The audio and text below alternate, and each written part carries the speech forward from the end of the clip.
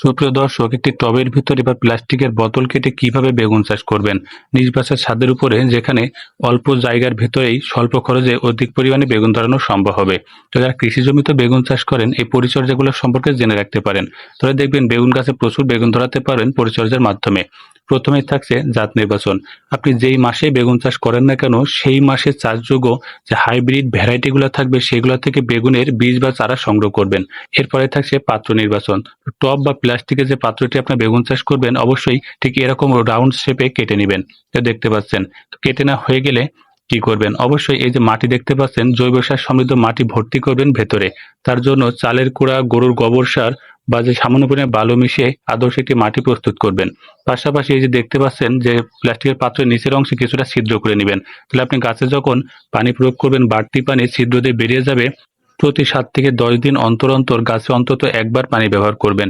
কখনোই প্রতিদিন নিয়মিত আকারে পানি দিবেন না। এতে করে গাছের স্যাঁতসেঁতে ভাব থাকে, গাছের শিকড়ে যথেষ্ট বৃদ্ধি হয় না। এরপর থাকছে কাটিং পদ্ধতি। গাছ যখন ৮ থেকে ১০ পাতা হয়ে যাবে, এই যে মাথাটি দেখতে পাচ্ছেন, মাথাগুলো অবশ্যই এভাবে কেটে দিতে হবে এবং গাছের প্রত্যেকটি মাথা অংশ কেটে দিবেন। তবে এর চারপাশে ব্রাঞ্চ থাকবে, এগুলো কখনোই কাটবেন না।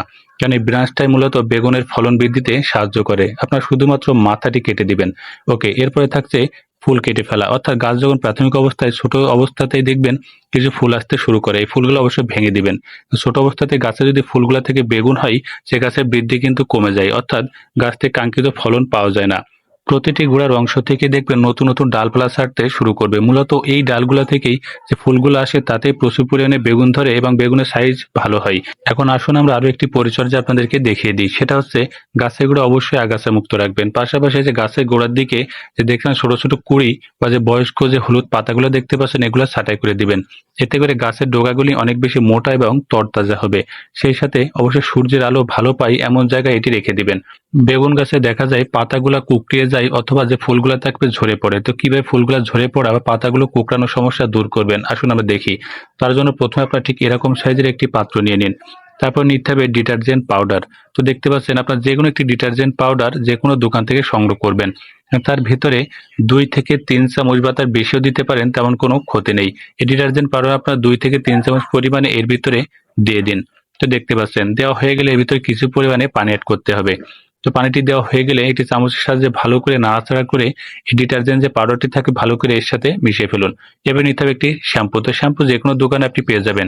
যেকোনো ২ মিলির একটি শ্যাম্পু কেটে এর ভিতরে সম্পূর্ণ শ্যাম্পুটি ভালো করে মিশিয়ে ফেলুন এবং সর্বশেষ মিশাতে হবে এর ভিতরে একটি লেবু। তো লেবু প্রত্যেকের বাসা বাড়িতে অবশ্যই থাকবে। এই সাইট্রাস ফলটি অবশ্যই কেটে তার ভিতরে সামান্য লেবুর রসটা দিতে পারেন।